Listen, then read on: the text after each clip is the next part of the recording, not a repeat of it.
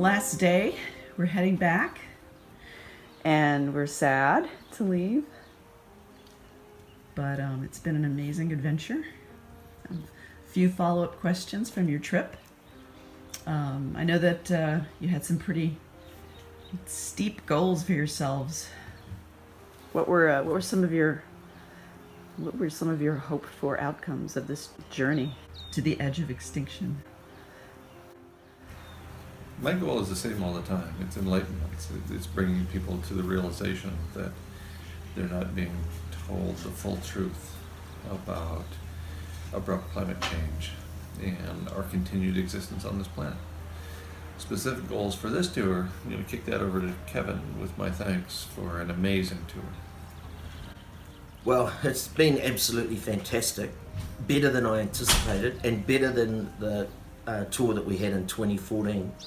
The responses from the people nationwide have been infinitely better than I expected, and that it was in 2014.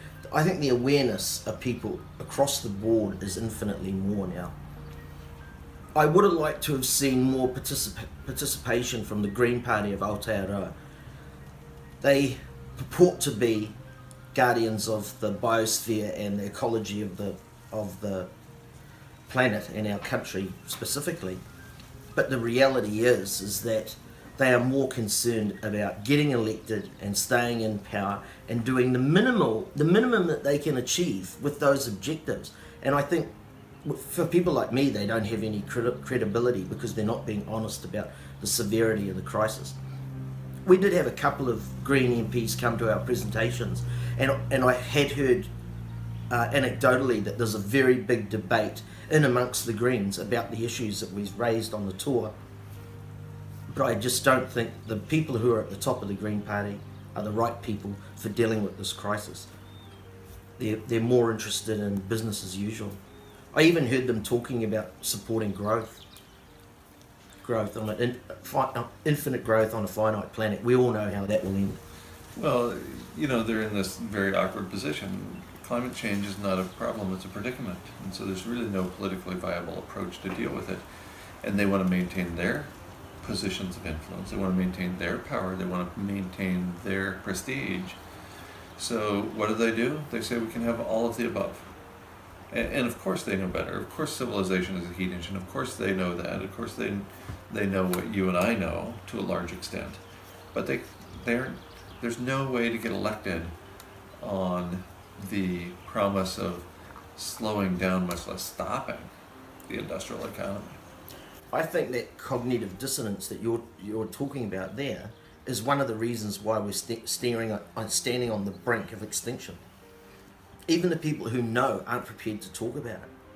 If there's one thing that's come out of this tour, we've got people talking about the extinction of the human beings and the other 150 or 200 species that we're losing every day. People don't even want to talk about that. They just turn their backs on it. It's exactly the same with Fukushima Daiichi. Greenpeace in New Zealand won't mention Fukushima Daiichi because for 2,000 days it's been bleeding ionizing radiation into the Pacific and into the atmosphere. And because it's such an existential crisis, they just don't want to go there. Well, I think that's morally and intellectually bankrupt. You bring up a good point, something that I didn't expect and that turned out far better than expected on this tour is people who are writing and speaking about non-human species as if they matter. And I'm seeing that everywhere. I saw a newspaper editorial just this morning from here in New Zealand in which the person was talking about the dolphins. It was titled 63 Reasons to Not Love Extinction or something like that. And it's referring to the last 63 Maui dolphins on the planet. So people are at least aware that it's not all about us. And that's new for most people, certainly within this culture.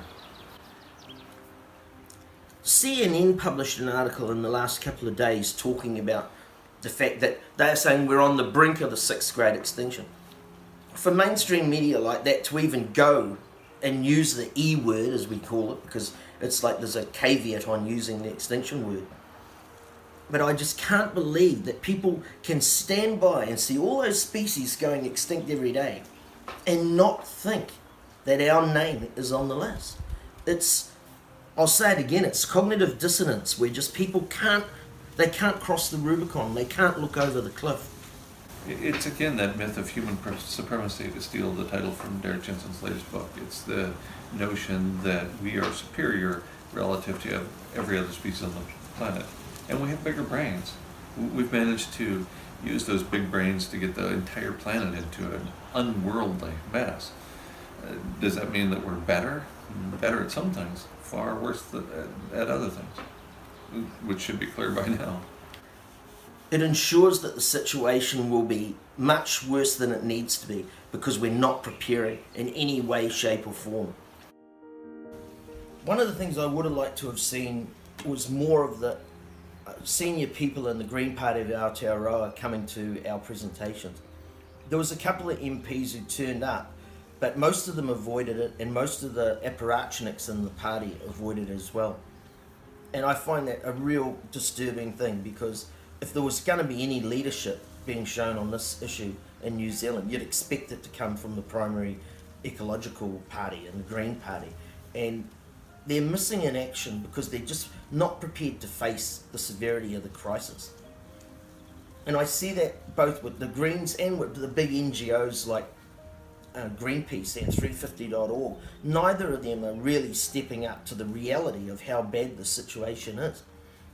And they seem to be following the same old paradigm of climate change in the linear kind of climate change that we're all used to. We're now in the exponential phase of this unravelling of our biosphere. It's really taking off and going quickly. And we need to adjust our paradigm and our discussion around that subject. And that's not being done, which means that the whole country is being left unprepared for the severity and rapidity of how quickly this whole thing will unravel. It's a real disappointment for me. You know, I think it's just further validation that there's no politically appropriate response to this issue. It's a predicament, not a problem. Any politician who steps forward and says we need to slow growth or eliminate growth or value non-human species more than economic growth, there's no way that person's going to get elected. There's no way they're going to be supported. They're going to get tarred and feathered instead. One of the things that I do appreciate about this tour is that it brought to the fore those non-human species in a way that I've never seen on any tour before. So that's certainly a big plus that we've never experienced before. I saw somebody writing about it just today in a local newspaper here. The importance of the Maui dolphins as opposed to the continued exploitation of other species by human beings. Yeah, I've been involved in the support network to try and raise awareness about the imminent extinction of the Maui's dolphin. But I have a little bit of an issue with the big charismatic species that people focus on. People focus on the polar bears and the rhinos and the elephants and in our case in New Zealand, the Maui's dolphin. And they're all significant, but all they are canaries in the coal mine. The species that I wish was more charismatic and people would talk about more is the phytoplankton and the krill. We're losing the sea ice, which is going to take away the habitat for the krill. Our oceans are becoming a carbonic acid or an ionized carbonic acid of soup. All life in the whole ocean food chain or food web is falling apart. How come we're not having a discussion about that? How come we're still a country like New Zealand has a major exporting fishing industry?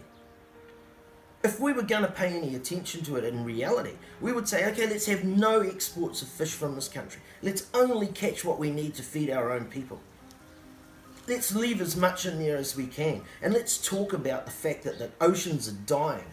You'll hear people, really well-informed people who are prepared to talk about it in private, but they're not prepared to talk about it in front of the media. So it's just an intellectually bankrupt discussion. It drives me insane listening to it. Talk a little bit about the analogy you sometimes brought up on tour with the neighbors. The neighbors were burning their house down. We have a very large Polynesian community in New Zealand, and they've helped build this country Over the last 50 or 60 years, Polynesian people have come here and they've helped build the nation with immigrants from all over the world. My parents came from Ireland. People came from all over the planet to help build this country. First world countries like New Zealand, who have a huge carbon footprint, are responsible for the ecological degradation that's happening in those islands. Their wells and their aquifers are becoming brackish. The storms that are destroying their infrastructure are all a result of industrial civilization. If I could get one thing to happen from this tour, and we have a debate about how we are going to compensate our neighbours and how we're going to look after them in this moment of peril, I think we could show some moral leadership. New Zealand was a leader in anti-apartheid. We were a leader in anti-nuclear. We were the first country where women were able to wrench the vote from the grasping grip of the patriarchy. We showed all this leadership over the years. Why don't we step up now and be the first nation to put our hand up and say, we are in a climate emergency. Let's get into emergency mode. Let's just stop dealing with this in the business as usual way. Let's be honest and stop bullshitting everybody. All that aside, and obviously we have a long way to go and a very short time for our species to accomplish much of what we want to accomplish. All that aside, this has been a truly stunning tour, thanks to your work and also the work of the local people you enlisted to serve as hosts and drivers and create venues and to feed us and to provide beds for us and so on. But this has been an enormous amount of work. We have reached, I would suggest, at least thousands of people through the media, through the individual events, and so on. So this has been an enormous success. We have brought to bear the most important issue in the history of our species and brought that message to many thousands of people. So we could have done a lot worse. There's no doubt about that. I delegated most of the work to my team that formed around me and who hosted us and made all the events take place and fed us and clothed us and comforted us. I just want to take my hat off to all those people and thank them from the bottom of my heart. They are the people who made this tour a success. Yes, but without a captain, there's no ship, Captain Hester. So thanks very much for you taking the leadership and becoming the rallying point and making this tour the rallying point that people could actually contribute to. And of course, thanks to all of them as well. I think one of the reasons why I'm so fully engaged in this story about what's the unraveling of the biosphere is that I'm a skipper. I've done 16 ocean passages. On all of those passages, and every time I've been in charge of a yacht on the open water, I've had bearing down in the back of my mind the thought that something catastrophic could go wrong. My role is to protect anybody on the boat, whether they be crew or passengers, or anybody that the boat can come into contact with. A skipper always has in the back of his mind the horrible thought that he might have to declare a mayday and abandon ship. I use that analogy for what I see now. Our ship is sinking, it's on fire, millions of people are dying today, a couple of hundred species every day. When I say millions of people are dying today, I mean millions of people are dying from climate change already. It's not something that's happening far off in the future. But it's the same old paradigm of the patriarchy and racism. Because those people are people of colour, nothing is being done about it. Once Europeans start falling over, you will hear the barrage of complaints and whining and crying all across the planet. We just have to be honest about the situation. The unravelling is taking place now. People are suffering, species are disappearing. Let's just be honest about it. There's a lot of question about, since we are going extinct no matter what we do, what do we do? Because people have chosen, there are two paths to take. There's the path of activism and trying to stop the machine that's killing everything. But if that's not going to work, what's the other path? Well, for me, what I would like young people to do is to look at the world that they're going to be confronted with in the weeks and months and years ahead and prepare as best they can for a different dichotomy than the one that we all grew up on. We were all taught to go to school, get an education, get a trade or a profession, work hard all your life, get ready to retire and have a happy retirement. That whole paradigm, in my opinion, does not exist anymore. I want young people to get involved in practical skills and permaculture and learn how to grow things, fix things, and make things. Be practical. And form your own tribe. Young people are good at this, so this is something we should encourage them. Surround yourself with empathetic people. Surround yourself with doers and caring people. And cut away the dead wood. Spend your time with the best of them. Don't give your time away to people who are just consuming you. Prepare for the worst. Surround yourself with the best. And that preparation includes throwing off the shackles of imperialism. We don't have to go to school, get a job, have 2.5 children, go to work every day for the next 30 years and retire comfortably and blah, blah, blah. That's not the narrative anymore. It's not going to work out that way. Do what you love. Act with love for the people and the non-human organisms around you. These are the messages that I'm trying to get out to people, is they don't have to step in line with the dominant narrative. Those days are behind us. It's time to do what is the right thing regardless of the outcome, and to do what we love. If you're not doing what you love in your final days, I don't think you're going to be very happy, very pleased, very satisfied with who you are when you look in the mirror at the end of those final days. This is a dire story. The three of us have just gone around the whole country talking about this dire story, and yet it has been wonderful. We met all these wonderful people. They opened their homes and their hearts to us. It's a fantastic experience if you face the reality. It maximizes all your emotions, and all the time that you have, you make the most of it. There's a lot of good to be taken from learning this story and accepting it and packing in all of the things that you love. That's right.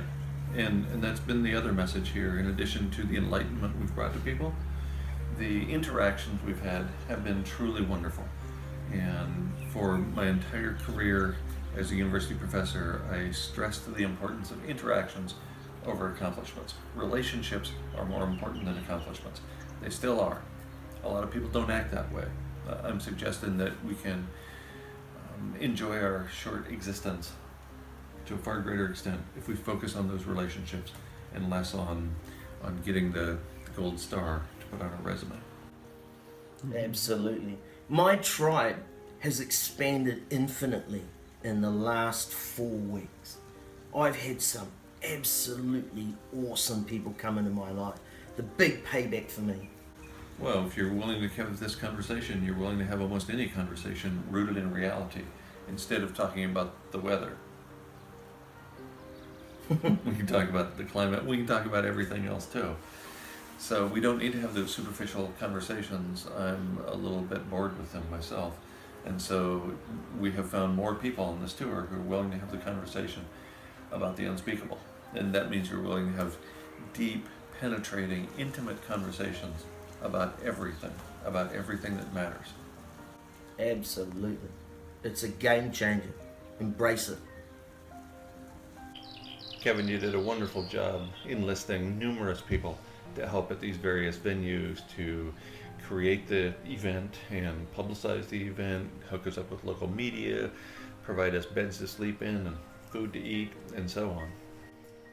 They were absolutely fantastic. It was a lot of work organising the tour, and 90% of it was done by those people, not by me. I really want to take my hat off to them. Well, you say 90%, but we know that the ship goes down if the captain's not in charge. So you were definitely the captain on this ship, and you enlisted numerous people, admittedly. All of this is just another superb example of what I've been saying for years. At the edge of extinction, Only love remains.